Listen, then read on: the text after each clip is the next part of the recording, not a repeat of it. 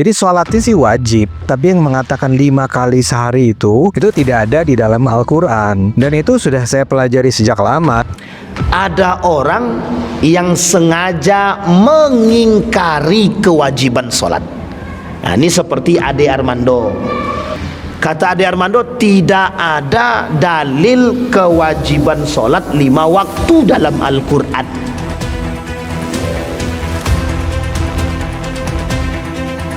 Bapak Ibu sekalian yang berbahagia, malam hari ini kita masuk pada Al-Kabiratu Ar-Rabi'atu.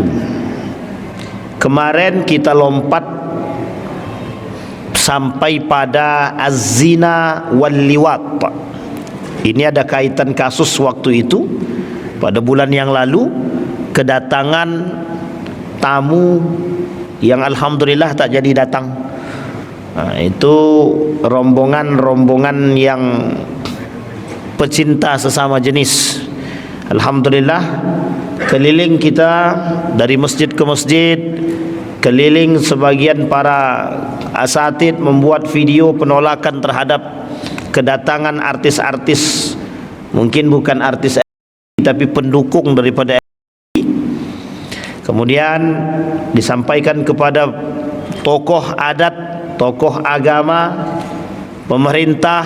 Alhamdulillah bahu-membahu Pak, bersepakat dan bersemangat berjuang untuk melepaskan gangguan-gangguan kemaksiatan yang berbahaya yang mengganggu generasi.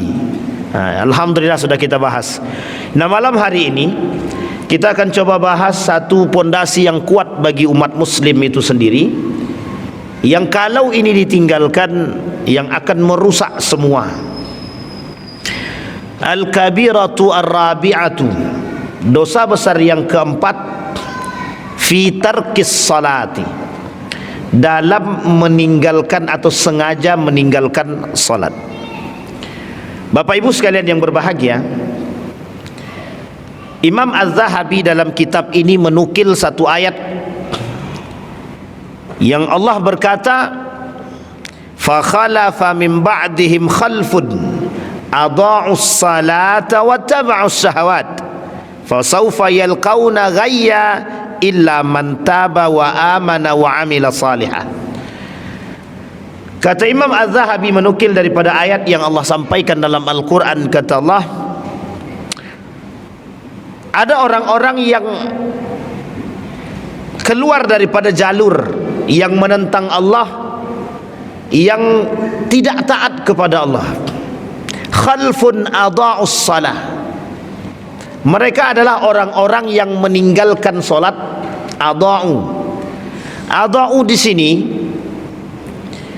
ulama mengartikan, kata Ibnu Abbas, laisa ma'nan adha'uha tarakuha bil kulliyah walakin akharuha an awqatiha. Arti adha'u bukan berarti meninggalkan, kata Ibnu Abbas, tapi takhirus shalah, mengakhirkan salat. Judul kita tadi adalah dosa besar yang keempat itu adalah meninggalkan salat. Meninggalkan salat. Dalam poin ini, persoalan ini, Imam Az-Zahabi menukil ayat tadi. Kata Imam Az-Zahabi, kemudian diperkuat oleh Ibnu Abbas, ada kalimat di dalam ayat tersebut, adha'us shalah, orang yang keluar daripada jalur ketaatan kepada Allah. Satu di antaranya adalah adha'us shalah. Adha'us shalah ikhtalafal ulama ala ma'nan hadhihi. Para ulama berbeda pendapat dalam maksud adha'u. Yang satu mengatakan taraku, yang satu mengatakan adha'u itu artinya meninggalkan, yang satu lagi mengatakan akhiru atau ta'khirus shalah. Bapak Ibu sekalian yang berbahagia, pada makna yang pertama, adha'u diartikan sebagai meninggalkan salat. Maka kata Allah, barang siapa yang meninggalkan salat wattaba'us syahawat, dan dia mengikuti syahwat dia, fasawfa yalqauna ghayya, illa man taba wa amana wa amila salihah. Mereka akan mendapatkan ujian dan azab dari Allah kecuali mereka bertaubat. Illa man taba, bertaubat, wa amana, dan beriman, wa amila amalan salihah, dan melakukan perbuatan yang baik, yang saleh. Tapi kata Ibnu Abbas, itu bukan berarti meninggalkan, tapi lebih tepatnya takhirus salah, mengakhirkan salat. Apa maksud mengakhirkan salat? Disebutkan di sini. Wa qala Sa'id bin Musayyab imamut tabi'in rahimahullah, wa huwa adla yusalli zuhra hatta ya'ti al-asr. Dia tidak melaksanakan salat zuhur sampai mendekat waktu asar.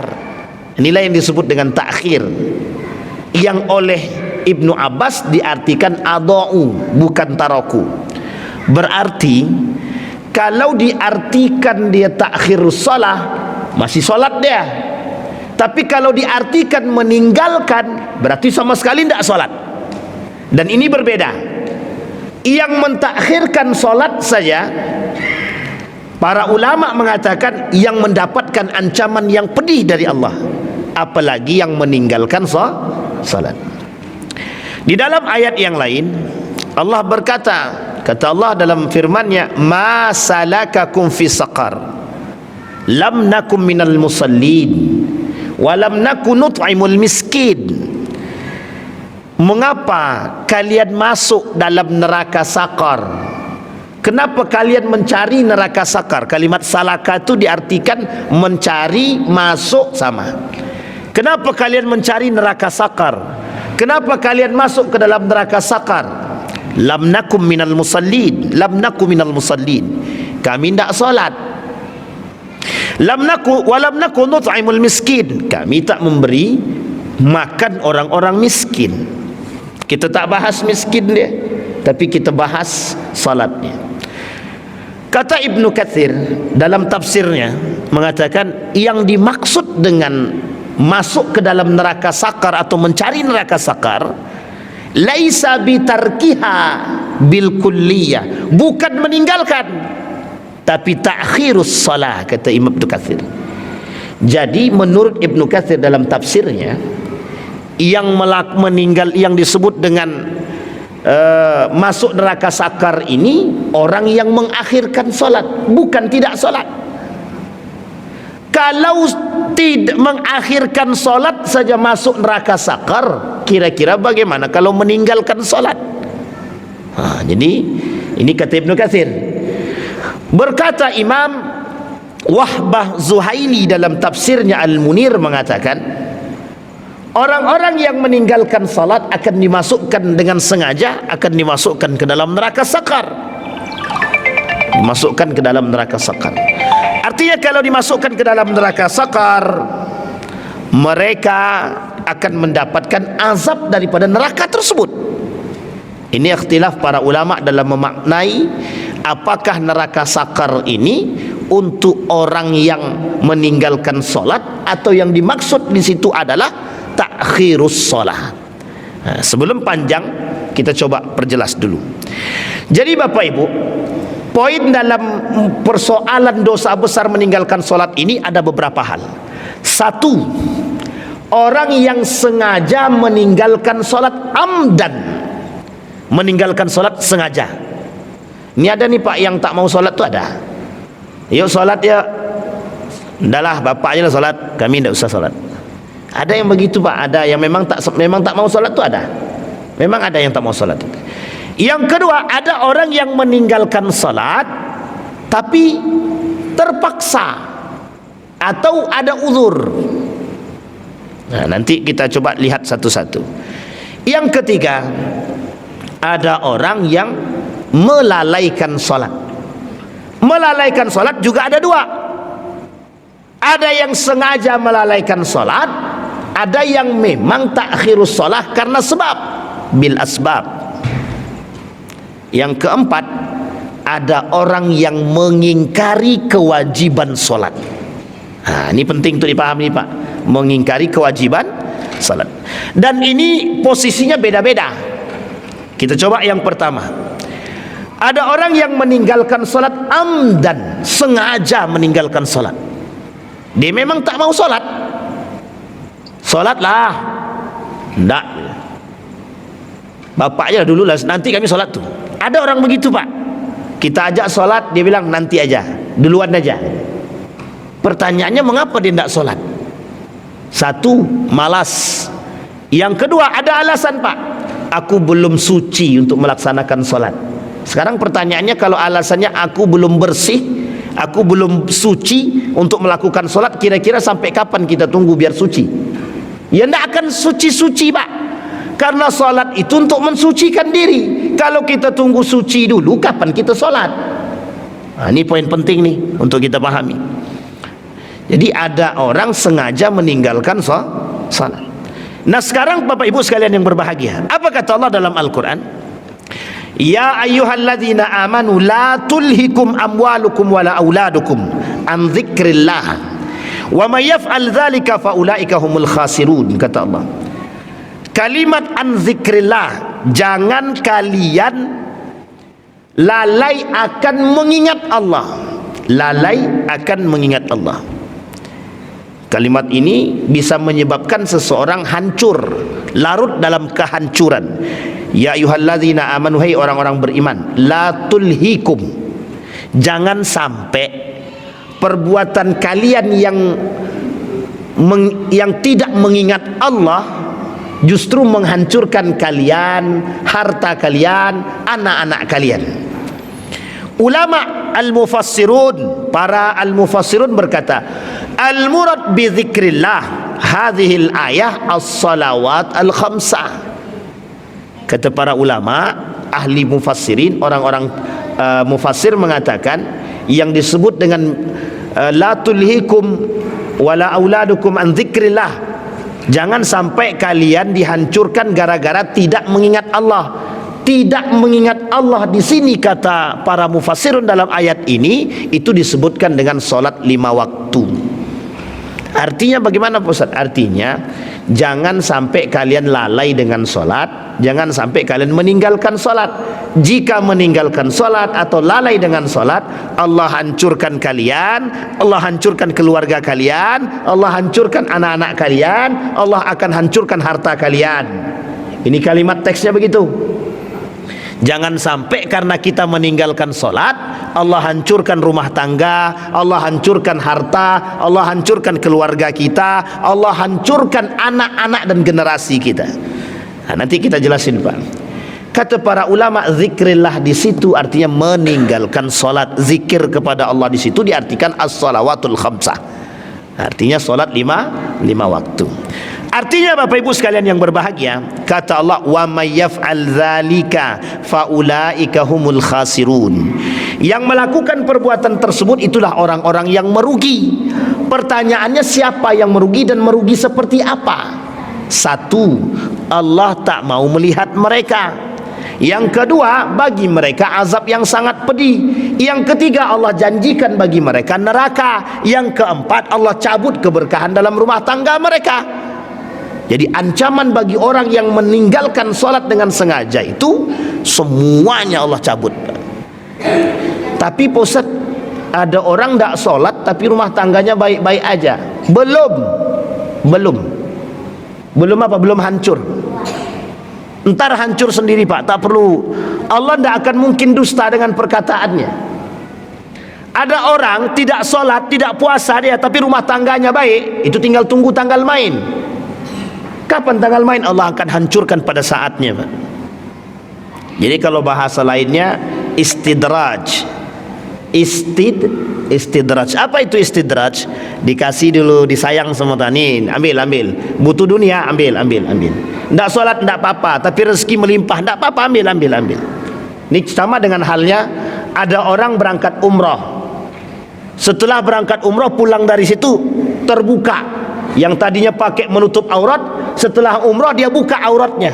Makin banyak datang daripada orderan dia. Loh, kok bisa? Dia bermaksiat tapi kok orderan makin banyak. Kata Allah, akhadnahum baghtatan. Kelak akan kami angkat dari mereka sedikit demi sedikit dan akan kami hancurkan mereka sekalian. Jadi bahasa lainnya istidraj. Ini penting untuk dipahami. Jadi jangan dikira salat itu tidak penting. Salat ini Pak, tonggak segalanya. Satu ketika ada perdebatan para ulama. Kata para ulama menunjuk daripada hadis Nabi, man taraka as-salah faqad kafara, yang meninggalkan salat dengan sengaja kafir, katanya.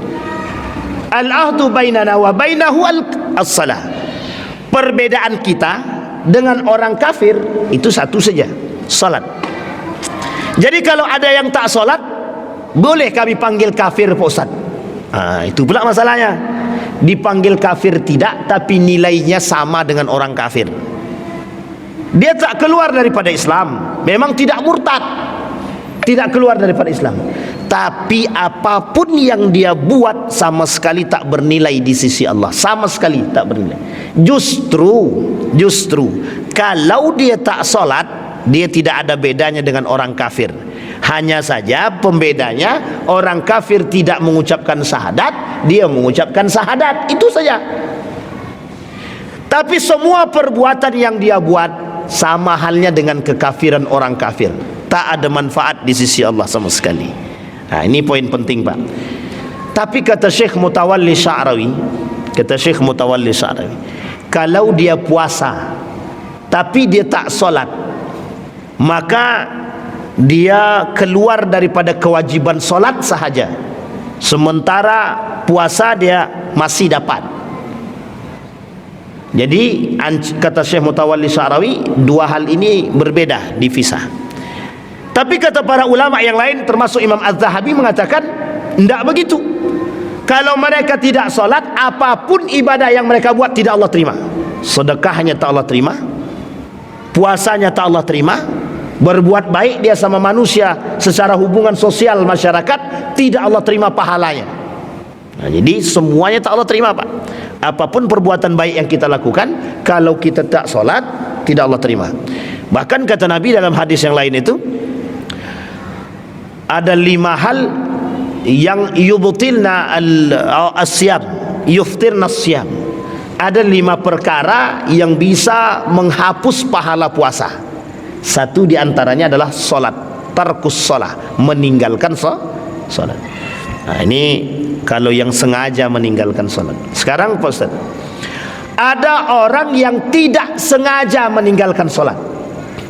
Contohnya rufi'al qalam, orang-orang yang memang mereka dalam tidurnya kebablasan, alarm sudah dihidupkan, dipanggil sudah, diteriakin sudah, disiram sudah, tak juga bangun-bangun. Berarti Bapak Ibu perlu tengok mati atau tidak orang tu. Takutnya tak bangun-bangun mati, dia disiram air sudah, alarm besar tak juga hidup. Itu perlu son horek di telinganya itu. Taruh son horek di telinga itu mungkin kebangun dia itu. Sampai sini paham ya Bapak Ibu ya.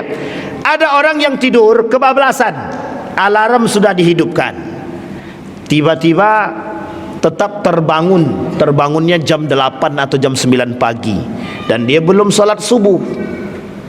Padahal alarm sudah dibangunkan sudah, tapi tetap tidak terbangun. Maka yang seperti ini Pak disebut dengan rufi'al qalam. Dia posisinya adalah sampai dia terbangun. Maka kata para ulama, kalau dia bangun jam berapapun dia bangun, langsung sholat jam berapapun. Pertanyaannya adalah, orang yang terbangun sholat subuhnya jam 8 karena baru bangun atau baru terbangun, alarm sudah dibangunkan sudah tapi tak bangun, tapi baru terbangun di jam 8 baru langsung sholat dia, kira-kira salah apa tidak? Salah apa tidak Bapak Ibu? Ini tak ada suara nih. Salah apa betul? Salah tapi tak berdosa. Salah tapi tak berdosa. Maksudnya bagaimana? Perbuatan bangun jam 8 solat subuh itu mesti salah. Tapi kalau dia tak sengaja terbangun jam 8, alarm sudah hidup, ya dia tak dapat dosa. Itulah yang disebut dengan ma'fu anhu. Dimaklumi, bukan dimaklumi, diampuni oleh Allah. Wa in taba, kalau dia bertobat kepada Allah mengakui kesalahannya, maka Allah ampuni dosa dia. Sampai di sini paham Pak ya? Padahal tak berdosa. Sama halnya dengan orang gila. Orang gila solat ataupun tak solat, ya orang gila. Bagaimana dia mau solat sementara akalnya tak sehat? Salah satu syaratnya untuk solat adalah akal sehat. Kalau tak sehat bagaimana mau solat? Dan bagaimana bisa diterima solatnya? Hatta yaqilu, sampai dia berakal. Orang gila sampai dia sadar daripada kegilaannya. Sabi hatta yablug, anak kecil sampai dia balik. Nah, ini sama Pak.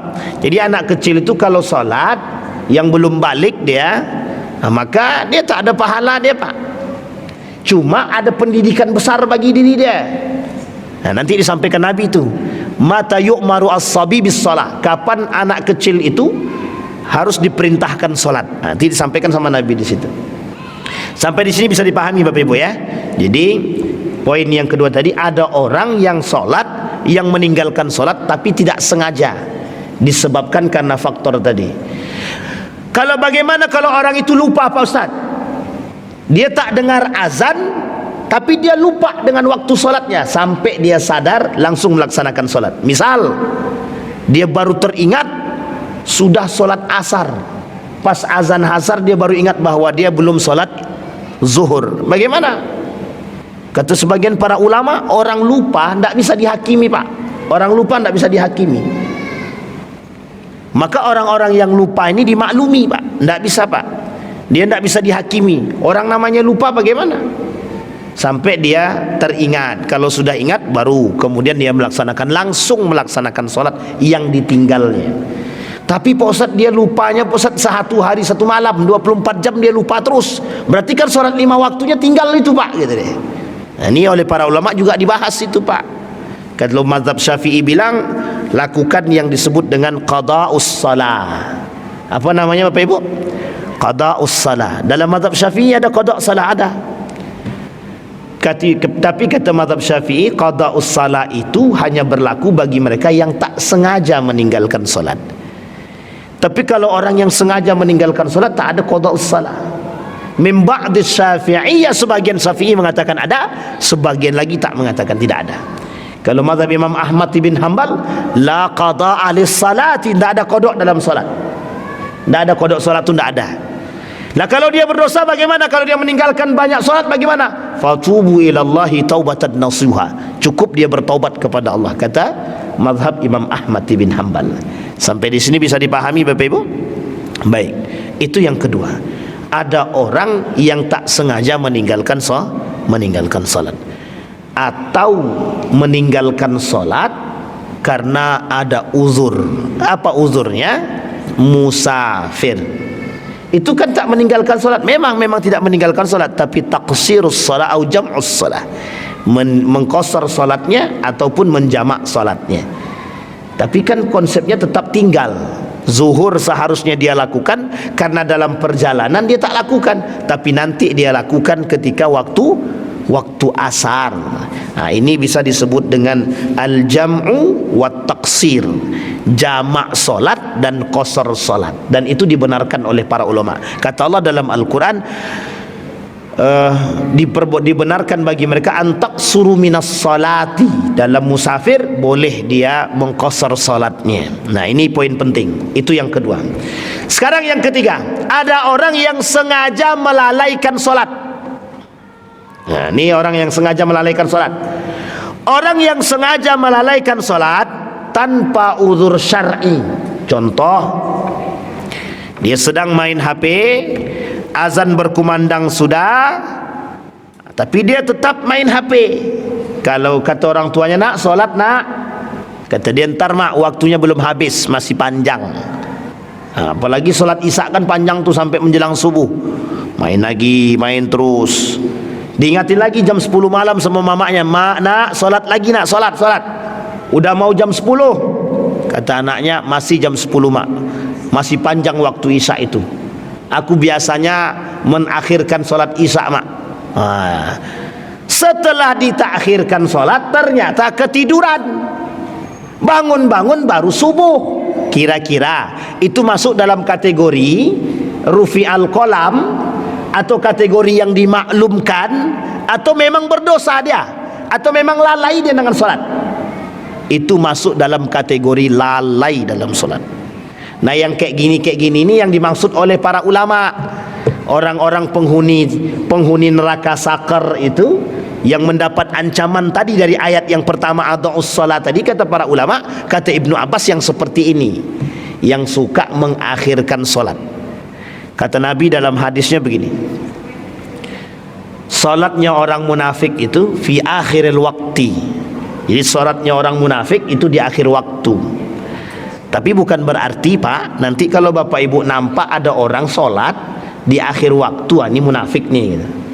Nanti kau baru solat, sementara solat zuhur sudah 2 jam yang lalu, kau baru solat. Iya, aku lupa, munafik kau nih. Itu tak boleh tuh, Pak. Tak boleh menyebutkan munafiknya, tak boleh. Tapi karakteristiknya begitu, kata Nabi. Orang yang suka mengakhirkan solat di akhir waktu itu perbuatan solatnya orang munafik. Kenapa demikian? Wa idza qamu ila sholati qamu kusala. Dia malas dalam solat. Jadi salah satu karakter orang munafik itu malas dalam ibadah, malas dalam solat. Nah, kalau ada orang malas-malasan berarti dia munafik, Pak Ustaz. Indikasi kemunafikannya ada dalam diri dia. Berarti kita semua ini termasuk golongan kemunafikan, Pak, kalau kita lalai dengan solat. Kalau kita memang ada indikasi malas dalam solat, bisa jadi kita bagian daripada pelaku kemunafikan itu. Nah, nanti kita lihat dampak orang meninggalkan solat tersebut. Baik, bisa dipahami Bapak Ibu ya. Nah, ini orang-orang yang melalaikan solat. Melalaikan solat itu, misal Bapak Ibu kalau ke pesantren nanti akan Bapak Ibu temukan azan itu jam 12.30, tapi di pondok itu baru azan jam 1. Kira-kira berapa lama dia mengulur waktunya? 30 menit. Kira-kira masuk dalam kategori takhirus shalah atau lalai solat atau mengakhirkan solat. Ini tak bisa dimasukkan dalam kategori tersebut. Ada yang disebut oleh para ulama as-salatu fil mi'at was-salatu fil mu'ayyad. Ada salat di waktu yang tepat, ada salat di tepat waktu. Nih, orang yang salat tepat waktu itu seperti yang tadi kita lakukan. Allahu Akbar, azan maghrib. Nah, kita salat maghrib nih. Ini namanya salat tepat waktu. Tapi ada salat di waktu yang tepat. Apa itu? Salat zuhur di waktu zuhur. Kalau salat zuhur di waktu asar, waktunya tepat enggak tuh? Enggak. Kata para ulama, yang tadi, kayak yang tadi yang dilakukan oleh pesantren tadi, itu tak masuk dalam kategori lalai solat, karena tidak masuk juga dalam kategori takhirus solat. Nah, ini kita ambil satu sejarah Bapak Ibu. Dulu di Jawa itu solat asar itu jam 3. Azan asar itu jam 3. Mereka baru kumandangkan asar itu setelah orang pulang dari sawah jam 4. Kira-kira masuk dalam kategori lalai solat atau tidak? Nah, ini poin penting. Sehingga ini Bapak Ibu tidak bisa dijadikan satu alasan yang kuat untuk mengatakan apakah ini disebut dengan ta'khirus salat atau bukan. Para ulama mengatakan yang disebutkan dengan ta'khirus salat itu begini. Yang disebut dengan lalai dengan salat itu adalah azan berkumandang, dia melakukan perbuatan yang tidak bermanfaat. Nah, contohnya main HP. Contoh yang lain, ya guling-guling, baring-baring. Tak ada manfaatnya memang. Dan ini sengaja untuk mengatakan entar dululah, waktunya masih panjang. Itu sama dengan sengaja melalaikan solat. Yang kedua kata para ulama, yang tadi, yang solat di akhir waktu. Solat zuhur, selesai solat zuhur itu jam 15.30, karena mau masuk waktu asar. Dia baru solat jam 15.20 atau jam 15.15. Itu jelas munafiknya kalau dengan sengaja melalaikannya. Tapi Pak Ustaz, saya mengantar mayat Pak Ustaz. Kami di perjalanan Pak Ustaz, belum sempat kami berhenti mengantar mayat itu. Misal habis zuhur Bapak Ibu, pas azan kumandang nampak ada orang yang kecelakaan, Tiba-tiba bapak ibu urus nih jenazahnya nih. Bapak ibu urus jenazahnya. Sampai ke rumah sakit, tahu-taunya sudah masuk jam 15.25. 5 menit lagi mau masuk asar. Ini tak disebutkan dalam kategori takhirus sholat atau lalai sholat. Tidak disebutkan, Pak. Kenapa? Ada udzur syar'i dalam urusan tersebut. Ini pernah dilakukan oleh salah seorang ulama, namanya Imam Abu Hanifah. Pernah dilakukan oleh Imam Abu Hanifah. Jadi ketika dia sedang azan berkumandang, dia berwuduk siap-siap mau laksanakan sholat zuhur. Tiba-tiba terdengar di kampung sebelah ada yang meninggal dan tidak ada yang bisa memandikan. Pergilah Imam Abu Hanifah tadi, dimandikannya jenazah tersebut. Selesai prosesi semua, tiba-tiba azan asar berkumandang. Apa kata Imam Abu Hanifah? Idzan ajma'. Jadi saya jamak ajalah, kata. Tapi itu imam, itu ulama. Kita bukan ulama, jangan coba-coba. Dan itu hanya berlaku pada mereka yang, mohon maaf, takhsisu bil ilmi. Ada pengkhususan karena kealiman dan keilmuan mereka. Dan ada uzur syar'inya. Bukan tidak ada uzur. Kalau tidak ada uzur cuman main HP, cuma memasak dan lain sebagainya. Bapak Ibu sedang masak kompor hidup. Kompor hidup kan bisa dimatikan. Setelah dimatikan, selesai sholat dulu. Setelah sholat kan bisa dihidupkan kembali. Ustaz, ini kompornya tidak bisa dimatikan. Kalau sudah dihidupkan tidak bisa dimatikan lagi, Ustaz. Bagaimana itu? Kalau ada kompor begitu, ganti kompor lain. Nah, itu kompor-kompor yang aneh seperti itu. Kalau sudah dihidupkan tak bisa dimatikan, sampai masak dulu. Nah, sampai di sini bisa dipahami ya Bapak Ibu ya. Jadi kecuali ada urgensinya, ada sesuatu yang sangat penting dan urgen yang memang harus menjadi perhatian sebab daripada lalainya seseorang dalam solat tadi. Nah, ini penting. Yang kedua, yang keempat, ada orang yang sengaja mengingkari kewajiban solat. Nah, ini seperti Ade Armando. Kata Ade Armando, tidak ada dalil kewajiban solat 5 waktu dalam Al-Quran. Nah, kalau dia muslim tapi dia mengingkari demikian, berarti dia munafik. Ini derajatnya beda-beda. Kata para ulama, yang meninggalkan solat atau lalai dengan solat, itulah yang disebut dengan masuk dalam neraka sakar. Tapi kalau orang yang sengaja meninggalkan solat, bukan neraka sakar, Pak, neraka jahanam. Orang yang solatnya di akhir waktu masuk dalam kategori munafik, apalagi orang yang tidak solat. Sementara orang munafik oleh Allah disebutkan dalam Al-Quran, fid darkil asfal minan nar, innallaha jami'al munafiqin wal kafirina fi jahannama jami'an. Orang kafir itu, orang munafik itu Allah masukkan ke dalam neraka, nerakanya jahanam duluan, Pak. Jami'al munafiqin wal kafirin. Orang munafik dulu masuk neraka jahanam, baru orang kafir. Apa sebab kemunafikan mereka? Banyak, Pak. Salat 5 waktu di akhir terus, malas-malas dalam salat, Allah dah sebutkan itu. Berkhianat kepada Allah dan Rasulnya. Orang-orang munafik, bahkan Allah turunkan satu surat khusus, nama suratnya adalah surat Al-Munafiqun. Sampai di sini bisa dipahami Bapak Ibu ya. Jadi Bapak Ibu, orang yang meninggalkan salat dengan sengaja, itu sebenarnya kata para ulama, sebagian ulama mengatakan mereka bukan masuk dalam neraka sakar, tapi mereka masuk dalam neraka jahanam. Sejalan kenapa demikian? Kata para ulama, orang yang melalaikan solat saja, solat di akhir waktu saja kategorinya munafik, afqalu alal munafiqin, atau salatul munafik fi akhiril waqti. Apa tak lagi kalau dia tak solat? Lah yang melalaikan solat saja munafik, kalau meninggalkan solat apa? Maka disampaikan sama Nabi, dipertegas sama Nabi, faman tarakas salah faqad kafara. Orang yang sengaja meninggalkan solat, mereka kafir. Dipertegas lagi oleh Nabi, al-ahdu bainana wa bainahum tarikus salah, faman tarakaha faqad kafara, kata Nabi.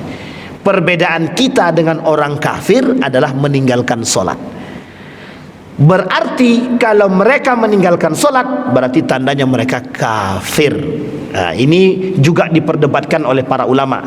Kata para ulama, yang dimaksud dengan hal tersebut adalah yang sengaja mengingkari kewajiban solat, baru bisa dikatakan kafir. Tapi majmu'ul ulama, jumhur ulama mengatakan orang yang meninggalkan solat dengan sengaja masuk dalam kategori pelaku kekufuran. Nah, apa yang dimaksud dengan pelaku kekufuran itu?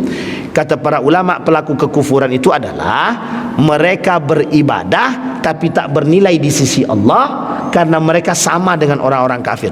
Orang kafir kalau berbuat, misal Bapak Ibu datang ke toko-toko orang kafir, wih, mesti mending Pak, lebih baik kami belanja di toko kafir itu, barangnya murah, orangnya ramah. Kemudian Pak masuk dalam toko muslim, masuk toko muslim sudahlah mahal, wajahnya pun cemberut. Nah, Bapak Ibu pilih mana?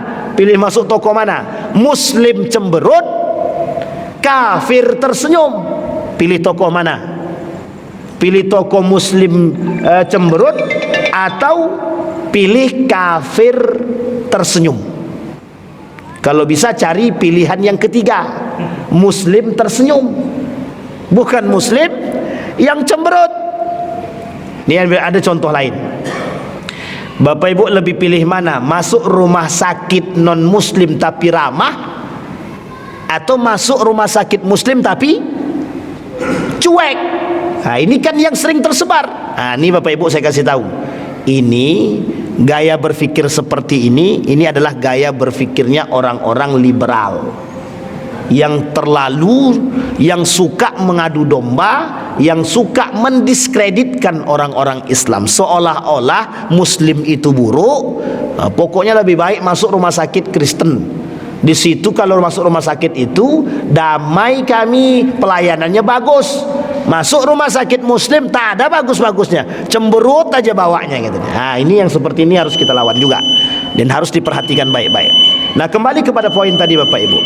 Nah, Bapak Ibu sekalian yang berbahagia, kata baginda Nabi Muhammad SAW, persoalan solat ini, kata para ulama, persoalan solat ini persoalan sensitif yang membedakan kita dengan orang kafir. Jadi orang kafir, sebaik-baiknya kafir, kalau dia tidak mati dalam keadaan Islam, mati masuk neraka. Seburuk-buruknya muslim, seburuk-buruknya muslim, kalau dia tidak mati dalam keadaan kafir, mati masuk surga. Saya ulangi sekali lagi Bapak Ibu, sebaik-baiknya kafir, kalau dia tidak mati dalam keadaan muslim, mati masuk neraka. Jadi sebaik-baiknya apapun kebaikan yang dia buat, seburuk-buruknya muslim, seburuk-buruknya muslim, kalau dia tidak mati dalam keadaan kafir, tidak meninggal, tidak wafat dalam keadaan kafir, maka dia mati masuk dalam surga. Nah, ini poin penting Pak. Perbedaannya di mana? Hanya terletak pada kekufuran dan kekafiran saja. Umat muslim bersyahadat gerbang yang mengucapkan la ilaha illallah, sementara kafir tak, mereka tidak mengakui. Nah, orang yang tidak sholat itu sama dengan orang kafir tadi. Apapun yang dia buat tak ada nilai sama sekali. Nah, maka Bapak Ibu, maksud kafaro di situ kata Nabi adalah kufur. Apa kufur itu? Apapun yang dia lakukan sama sekali tak bernilai di sisi Allah, tak bernilai di sisi Allah. Tapi berarti kami Ustaz, itu ada tetangga kami Ustaz, rajin dia sedekah Pak Ustaz, tapi dia tak pernah solat Pak Ustaz. Nah, jadi solat yang dia tinggalkan itu menghapus ibadah sedekah dia. Secara kemanusiaan dia dapat, tapi secara hukum Allah dia tak dapat sama sekali. Sampai di sini bisa dipahami Bapak Ibu ya. Baik, insyaallah kita lanjutkan di pertemuan yang akan datang. Ada hal-hal yang lain daripada khamsu karamatin wa khamasta asar. Ada 5 kelebihan orang yang solat 5 waktu, rajin solat, dan ada juga orang-orang 15 ancaman Allah bagi mereka yang sengaja meninggalkan solat atau lalai daripada solatnya. InsyaAllah kita bahas di pertemuan yang akan datang. Mudah-mudahan ada manfaat bagi kita semua, mudah-mudahan bisa menambah keimanan kita dan tetap istiqamah dalam menjaga salat kita. InsyaAllah kita mati dalam keadaan menjaga salat dan husnul khatimah. Amin ya rabbal alamin. Fa'tabiru ya ulil absar la'allakum tuflihun. Assalamualaikum warahmatullahi wabarakatuh.